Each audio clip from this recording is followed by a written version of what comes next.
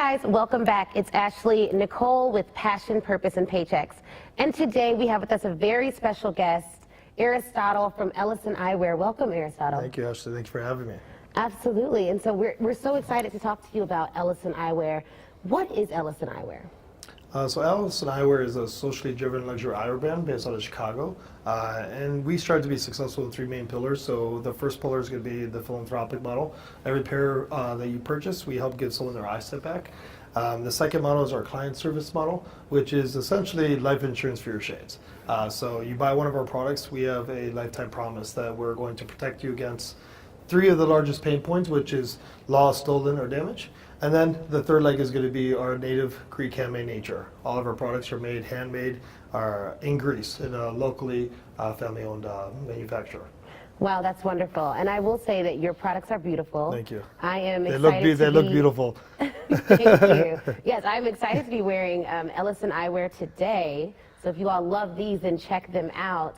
And I'm sure you will. Now, Aristotle, I want to talk to you a little bit about what you did prior to launching your business. Tell me a little bit about where you grew up. I know that you're from Greece, but did I know you were born here as well. Tell me about your childhood. Absolutely. And that's a question I get a lot, because you don't just wake up thinking I'm going to do sunglasses, right? Yeah. So my upbringing was a huge influence on that kind of aha moment. Single mother, 8 siblings. So grew up here in Chicago. My mother is Greek, 100%. My father's 100% Greek. He successful entrepreneur in Greece, relocated to America to, like most immigrants do, to find a better life and to grow and pursue the American dream. Met my mother, and he ultimately ended up going back to Greece at a very young age. So me and my siblings were born here, and then we reconnected with him at 18, and that's when I was reconnected with my culture, my father, and that influence. So I want to talk a little bit about that, because I think that when people hear that you reconnected with your father at 18, they would think, you know, maybe there was some anger there, or that you really didn't want to reconnect with your father because you didn't grow up with him.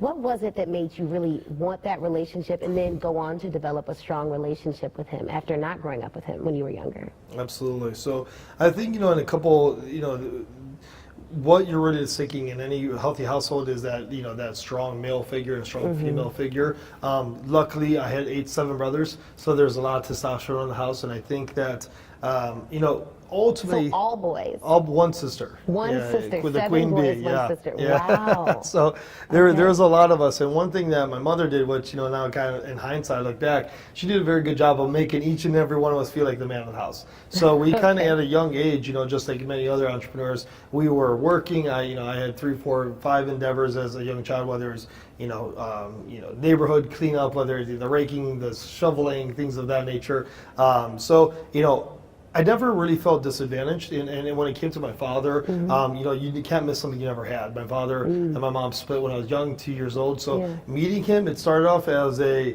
kind of like a cool uncle. You know, you meet this guy and you're like, oh, this is new. I don't know what it feels like to have a father, but, you know, then we started, he's my father in that, so we started aligning on a lot of the same things from our entrepreneur, use the entrepreneur in the family. My mother was more on the medical side. So, you know, it took about a year, but after that year, it's, you know, it felt like he never left. So. Now, you mentioned your mom was on the medical side, and tell me about your experience with the medical field and medical profession. Yeah, so, you know, like many larger families that have, you know, like I said, you know, when people talk about my upbringing, I say, you do the math. Single mother, Southside Chicago, 8 children. So a lot of, you know, families in that same circumstances, they usually, in order to get out of those humble beginnings, they usually want to pursue a field in something more stable. So, you know, doctor, lawyer are like the 2 staples of any immigrant family. Right. So, you know. Or any family generally. Yeah. I remember growing up, my father was very clear. He was like, you're going to be a doctor or you're going to be a lawyer. And now I'm a lawyer. Exactly. And I'm a dental school dropout. So I, you know, my biggest thing was, you know, I pursued dentistry, and, you know, it's something that, you know, I loved. You know, I think it was really about what dentistry stood for and what I really enjoyed about the medical industry, and it was just helping people. Why dentistry though? So, you know, for me, I kind of got to shop around all the different medical professions, and, you know, I think that sometimes a hospital, for me at least personally, it has like kind of a negative energy in a way. People are sick, that you're in this hospital, and it's something that I wanted to help people, but I wanted to be in a lighter environment. So I felt dentistry, I can utilize my talents. It's more customer service, more forward facing, more with the people, and it's more aesthetic in a way. So that's true. I am extremely close to my dentist physically. Yeah, yeah, exactly, right? So it was able for me to enjoy what I like, which is helping people and to actually build a relationship with them versus being kind of stuck in a hospital. And like I said, the medical professionals that are doing that, I applaud them because that's something I can't do. So I want to take kind of a little lighter route versus the more structured hospital route. That makes sense. Okay, so then you go through college, graduate, go on to dentistry school, and something happens and you decide this is not what you want to do. How do you transition from being in dentistry school and pursuing that profession to inevitably wanting to launch your own business?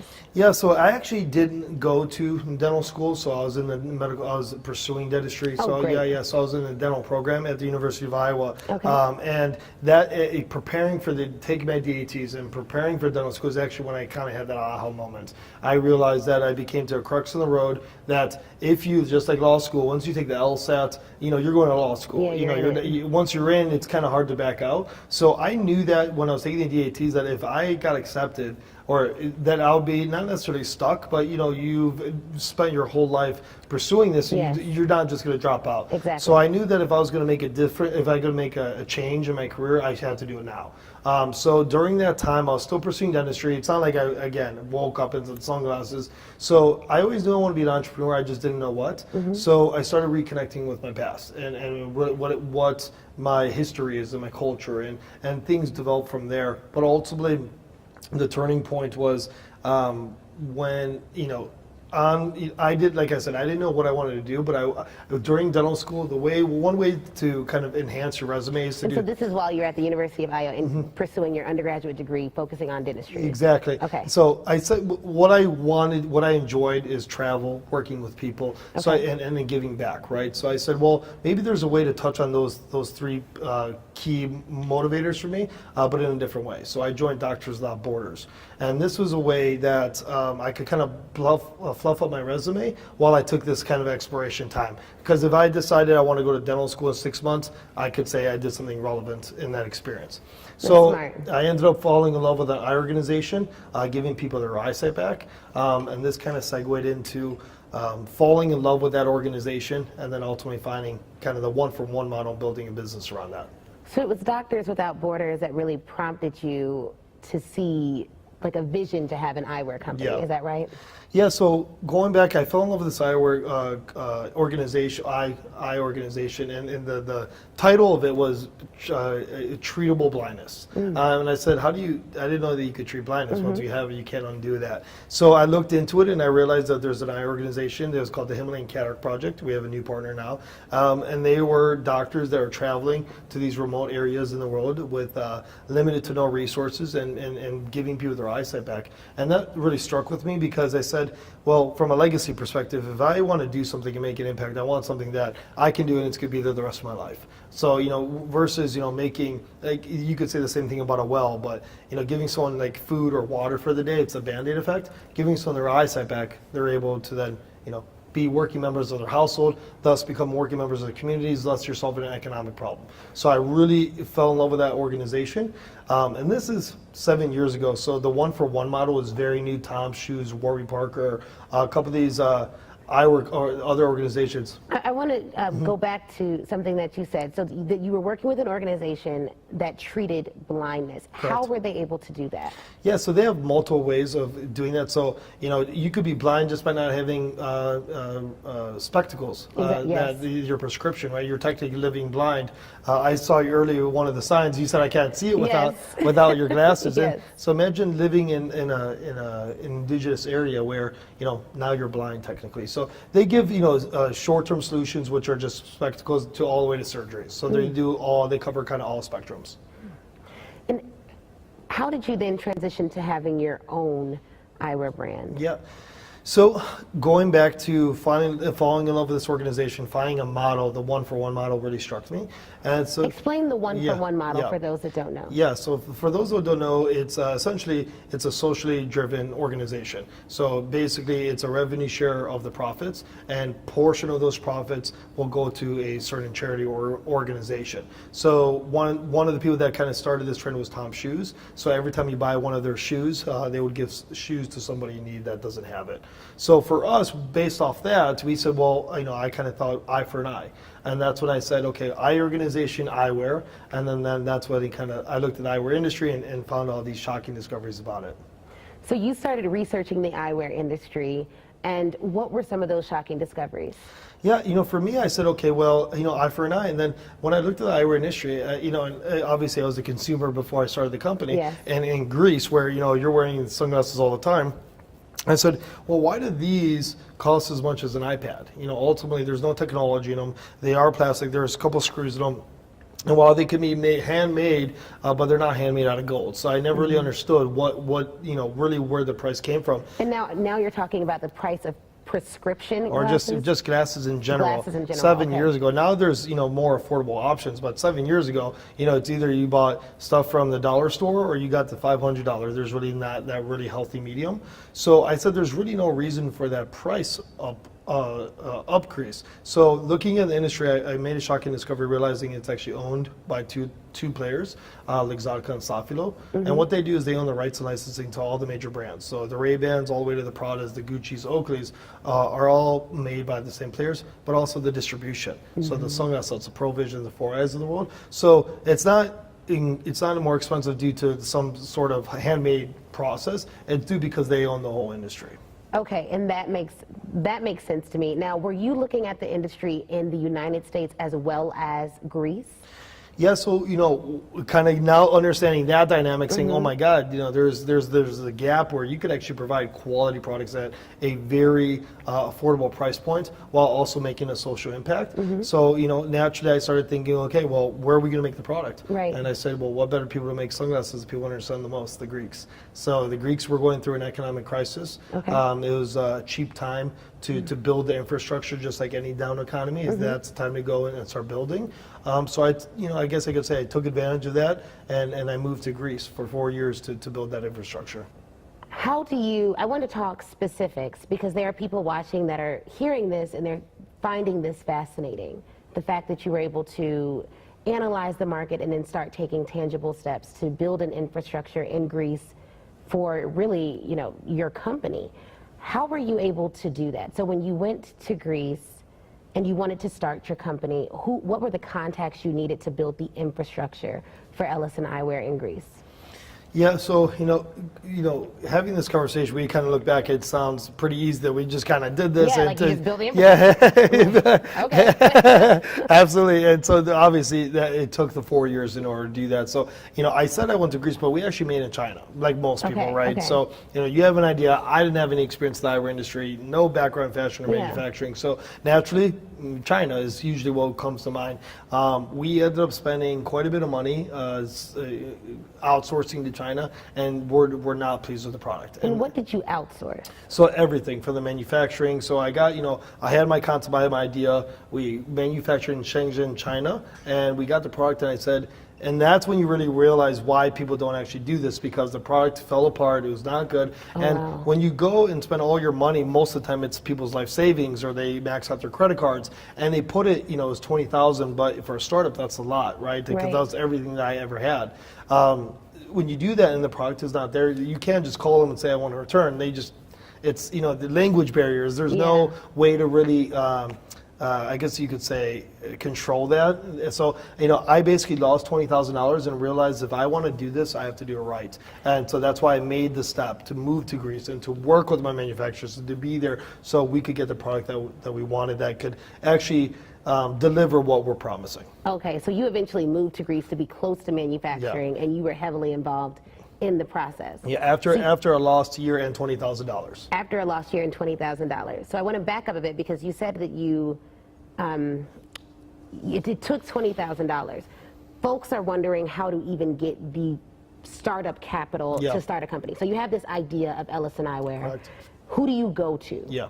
Who became your first investors? Yeah. Like to really get this off the ground. Yeah, so you're looking at your first investor. So, like most entrepreneurs, I didn't have $20,000, right? So, coming from a single mother, 8 children, it's not like I had rich relatives that I could call to, hey, could you start this up for me? So, 8 years ago, the term investor was very loose. I mean, yes, in the more traditional sense, but, entrepreneurship was still kind of starting to get its steam. So, the common investors that you could pitch them idea and they would invest it was also kind of new as well. So I started it myself. I was a server for 4 years. The way I would structure it is, when I said I moved to Greece, I was actually there for about 75% of the year because 25% of the time I was bartending, I was working service jobs, I was doing any side hustle I can.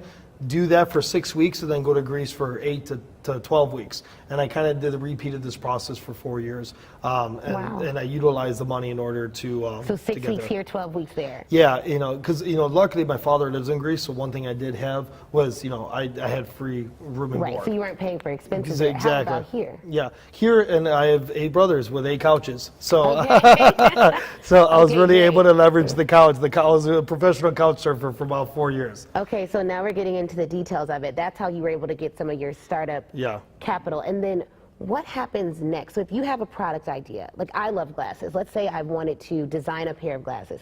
Did you start sketching out these designs and then did you take that to someone and they made a model? Yeah. And then how does that process work? I think that it's a little bit easier for folks to understand, at least for myself to understand, the service industry. Yeah.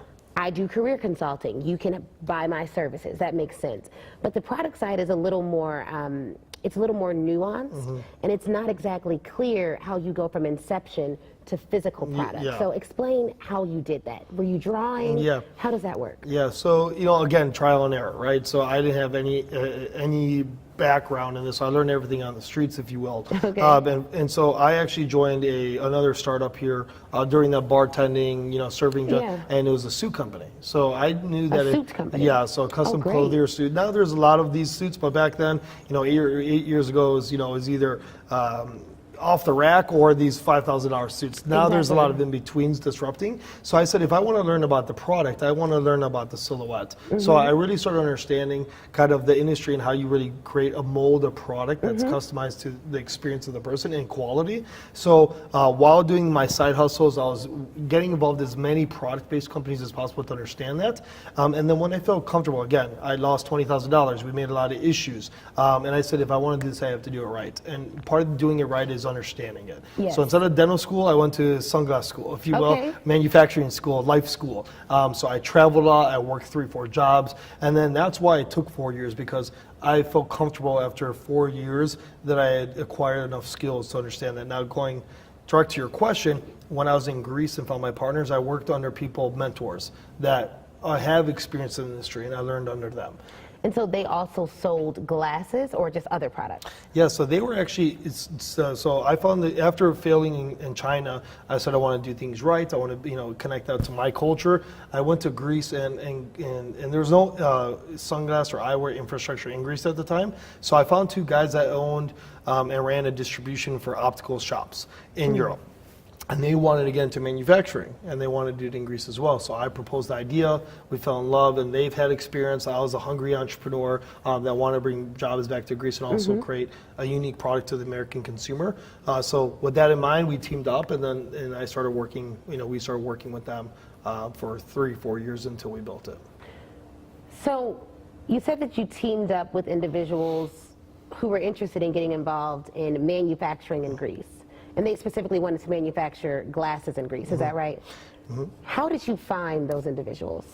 Yeah, so I think, going back, we're in a really great time where the internet's the ultimate equalizer, right? So if you want to start a shoe company, most of the time it's going to start off on Google, how to make shoes, right? Exactly. And then kind of see where that takes you. So, LinkedIn was a great resource. Yes. And the biggest thing with any entrepreneur is once you put yourself out there, you'll be surprised. Yeah, you'll get a lot of hate, you'll get a lot of negativity, but you also get a lot of, great contacts, right? So, that's the part of entrepreneurship. You put yourself out there to get burned, but also to get that light as well. So I put myself out there and saying this is what I'm looking for, any contacts, and I got a cold. Someone reached out to me, from who is now my partners on LinkedIn, and said, hey, we're thinking about doing something similar in Greece, and then we ultimately evolved that conversation to what it is today. That's great.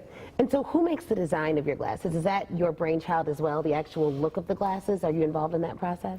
Yeah, so there's a combination of things, right? You can't really reinvent an aviator. Mm-hmm. You can't a classic optical silhouette. So while my partners, we focus on like global trends, what's trending right now and what makes sense and what the consumers want. They focus more on the silhouette, the design of the infrastructure. Okay. I focus more on like materials we're using, the color combinations, the lens patterns, the materials. So but I do participate. Out of every year, we'll come out with 10 to 15 new styles. I'll participate about 3 of those to give. But again, you have a circle one, you have an aviator. Yeah. Every brand will kind of do the classics, and then we'll spend 25%, getting some really cool,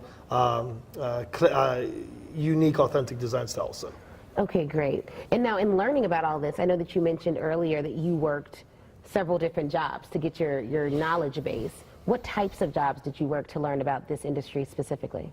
So I have nothing specific to this industry, but something that complements, right? So I want to learn about tech. So thankfully, I had the fortune where I started my company, so did my brothers. So they were invested and started a really, really successful tech company. So I was able to learn about what that online space looked like, what that experience looked like, and more importantly, the evolution from offline to online. And then I surround myself with people that made really high quality $5,000 products, right? And it's not something that you stamp out and send out. So they're more of, it takes 3 months to make something, one thing. So really high quality, really high touch. And then, working just other based service jobs, right? So, I was doing modeling, recruiting for them. I was actually doing the fittings for them. I was doing outsourced business development. So every one of these startups I associated with, I tried being as impactful as possible to understand every job on a ground root level. And then, just my hustles, so the bartending, the serving, Right. did all that stuff as well. So I had about 5. Okay, now I know you lost $20,000 your first year, but you also were able to be pretty successful in raising money through equity crowdfunding. Is that right?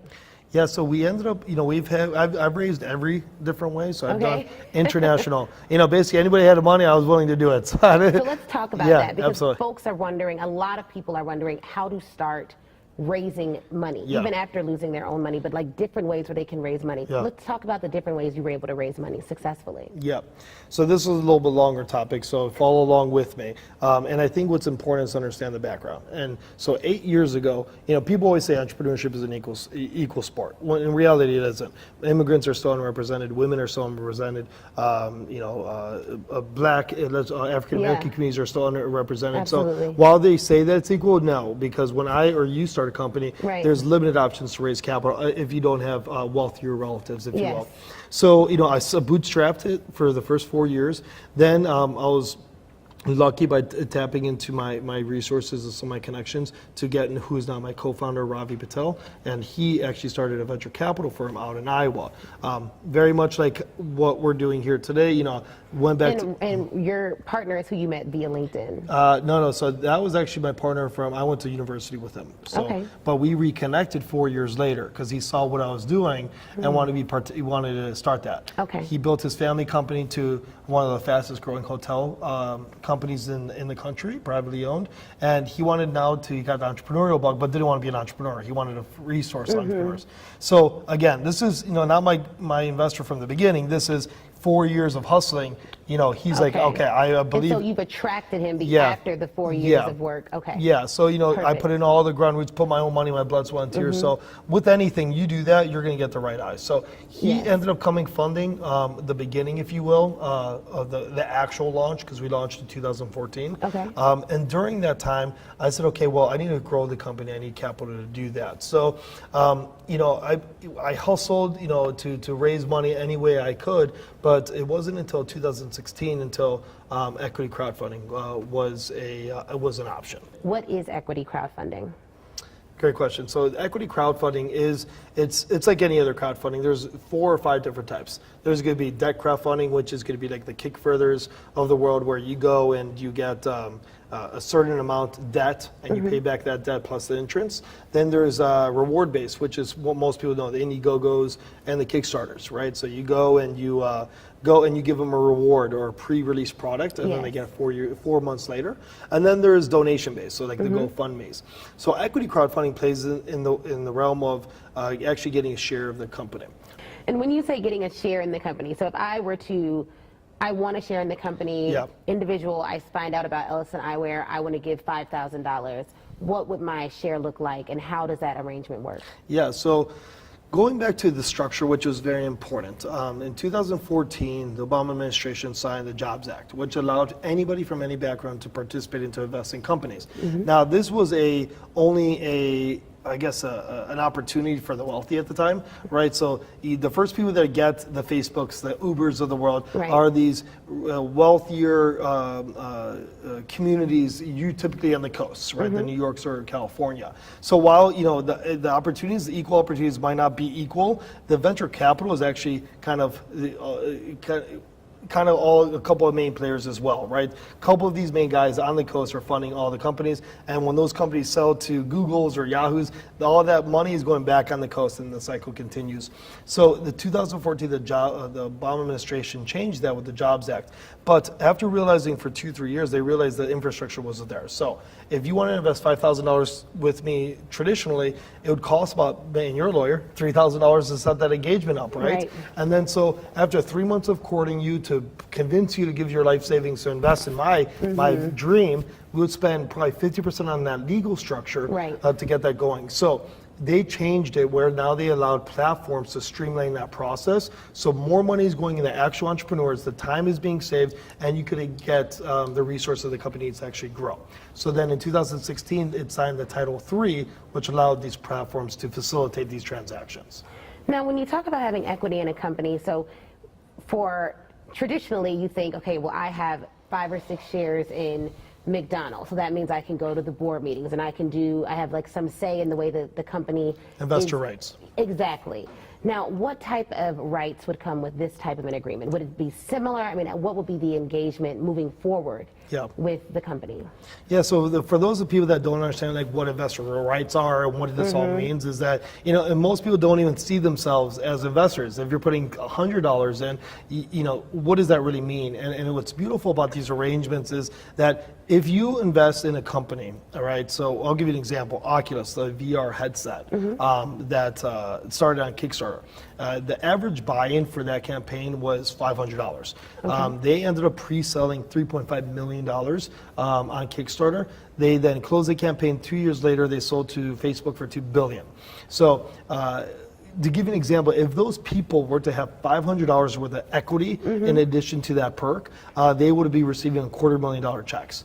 Now, how important is that? Because, if you put $500 on a product that you're going to buy anyways, and 2 years later you get a $250,000 check, and you imagine if you live in Milwaukee or Iowa, and now you have 5 people that are 250,000aires. What are those people going to do? They're probably going to start a business. They're probably going to open up, and that's why reinvest. Yeah, that's why Obama administration ultimately started this, is to develop the economy and to give the people the resources that they need. So the biggest thing for job growth is to give it to the people and entrepreneurs. And so that's what was the logic behind developing this as a whole. And how successful was your campaign?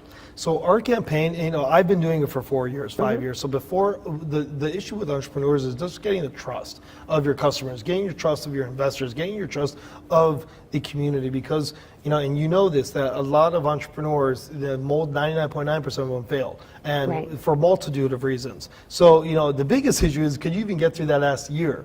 And if you're, after a year, still doing what you're doing with just as much persistence and passion, then you're going to turn a lot of heads. So what did you expect to raise, and what did you actually raise from your campaign? Yeah, so with this community and people knowing what I was all about, when I launched on the campaign, we had some early on success. We ended up becoming the fastest funded equity crowdfunding campaign in the country. Yes. Yeah. What did you expect to raise? Like, what was your financial goal with this campaign? And then what did you actually raise with this campaign? Yeah. So with that, given all the built-in community and knowledge and kind of the brand that we already built, people knew what we were doing. So we launched December 14th, 2016, and by December 21st, we hit our goal of 50,000 and ended up closing the campaign at 124,000. Wow, that's phenomenal. Thank you, I appreciate that. So one of the things that helps companies grow is brand recognition. And you all have done some great things with some phenomenal brands in Chicago and just brands that have like national reach. Tell me about your partnerships in media. So one of the most popular ones, I guess, we have multiple, from influencers to YouTube stars, all the way to major productions. And one of those major productions, the Empire TV show, here in Chicago, and in Chicago PD. So one of the biggest things is community. Entrepreneurship is community smart. So if you want to start anything, always leverage your community. So the CineSpace, which is where all these major productions go down, they're competing with New York and LA, and Chicago's really trying to put a map on there. So what was great about them is I knew that they want to work with other community members and help each other, leverage each other's kind of endeavors. And so I leveraged that and was able to lock in a partnership with Empire TV show. And how did you meet the person that was able to get your products on Empire TV? So a lot of people think it was a phone call. I called a rich friend. It was nothing like that. I was, again, 4 years, people knew I was at, Greek hustler, kind of this eyewear brand in Chicago. So there was a little bit of buzz going on around that. And I was actually getting done with an event. I was packing up my little Fiat, sweating, just all like a whole mess. And the producer, it was one of those things. One of the executive producers on the show walked by, saw the logo on the car, saw me all Ellison out, and said, "Hey, listen, I've heard about this company. What is, do you have the card of the founder?" And I said, "I am the founder." And all sweaty, and I think that he appreciated that, this is what a hustler looks like. This is what, the CEO is not the one sitting behind the desk making phone calls. He's actually doing the groundwork. So that conversation leveraged into, I need you to meet the wardrobe executive director. Went there, he saw the product, loved it, and it's been 3 years since, so it's been great. That is great. Now, one of the key pillars of your company is philanthropy. Tell me about what Ellison is doing currently in that space. Yeah, so that's, that is the core of our company and what it is that we've done. So, we have a one-for-one model that's kind of broken up into two different segments. So we have our direct one-for-one. So every time you buy a pair or buy a membership, we give people their eyesight back in one of three ways. Whether it's our short-term solutions, which is spectacles to improve their education, building medical facilities to actually facilitate these surgeries, and then also training these medical professionals to actually do the surgeries on spot so doctors don't have to fly in and do all these different things. And then the other ways that we believe that change is made when you're actually doing the giving. So what we do, we call them Ellison travel trips, impact travel trips. So every year, we've done 3 already in the last 12 months. We will take our customers and we'll go on a trip. And the way that these trips usually are, we built 40 homes in Nicaragua, and recently we just built our first of many Ellison marketplaces, aiding the Syrian refugee crisis in Greece.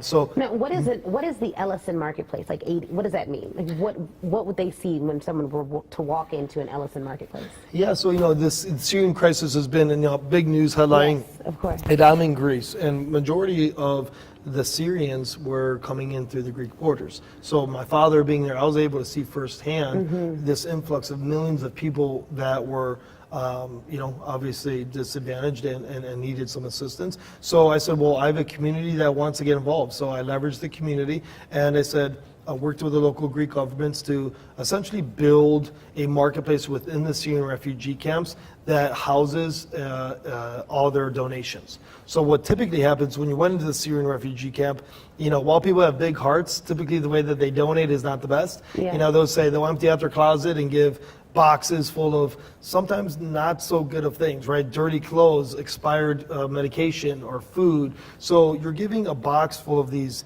donations to a mother with 3 children, and none of it's good. So what we did is we went to Greece, we went to this huge warehouse, swift through gloves, masks, swift through all that junk, threw out the bad stuff, and then we went to build a marketplace on the campgrounds where it looked like a store. So we got all the good stuff and we put it in a very nice way so people can have dignity when Yes. when they get their donation.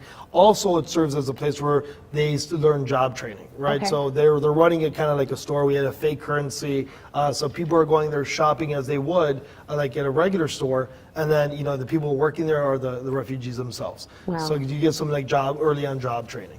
That's great. That is wonderful that you all do that. Now, if someone wanted to get involved and learn more about your products, where would they do that at? Yeah, so you just go to wearellison.com, so it's WEAR, Ellison, ELLISON.com. And then obviously you can follow us on Wear Ellison on Instagram and Twitter, and then also on Facebook. Now, Aristotle, you're obviously very successful, you carry you. yourself very well, and you are extremely stylish, I must Thank say. Was there ever a time that you wanted to give up? Because we have people watching that will look at you and they're like, well, he's great, looks great, this all just seems so magical. Was there ever a time that you didn't think that it would work out? Yep, and that's to this day. You know, I mean, it's never over until it's over, right? And some people have different milestones or determinations of when that over is. Maybe it's an exit, maybe it's a sell or acquisition. So I think humility is one of the biggest factors that allowed me to be successful, given my upbringing, right? Mm-hmm. I've dealt with adversity. I know what the ground looks like. So keeping that in mind, I know that no matter what level of success we achieve, to have the humility in order to keep going. But every day, I mean, I think entrepreneurs, they like to emphasize them as these modern day rock stars, but little do they know, the sacrifices and the real challenges behind any startup. The sacrifice you have to make, the commitments, the stability. So every day, I guess you could say there's always that little bit of doubt, but you have to look at that doubt as motivation. And that's the key to any successful entrepreneur. Any lasting words of advice to a budding entrepreneur, especially one who's interested in getting into selling products? Yeah. So, the biggest thing is going to be what I always say is entrepreneurship is a community sport. So once you're ready, get to know your community, see what resources are out there, get to know your local lawyers, your local accountants, your local mentors, other entrepreneurs, and those are going to be your first customers. Those are going to be your first people that are backing your company. So community is always going to be the major thing to any successful entrepreneur. Well, Aristotle, it has been wonderful speaking with Thank you. you. I think your products as well as your mission of service is outstanding. Give us your website and social media handles one more time. And we can't wait to have you back. We'll definitely have to do more. Absolutely. So you can find it at wearellison.com, and then also our handles are going to be at wearellison. All right. Well, thank you so much, Thank you. Aristotle. Thank you. I appreciate it. Thank you all so much for joining us. If you missed our additional episodes, then check those out. We have links down here to all of our social media handles. It's just at Passion, Purpose, and Paychecks. Also, find our website, passionpurposeandpaychecks.com. Feel free to reach out to me. And if you have a question for me or any of my guests, feel free to email that to admin@Passion, Purpose, and Paychecks. Our guests are great. You do not want to miss these interviews. So be sure to subscribe below and make sure that you're following so you don't miss any of our great updates. Thanks.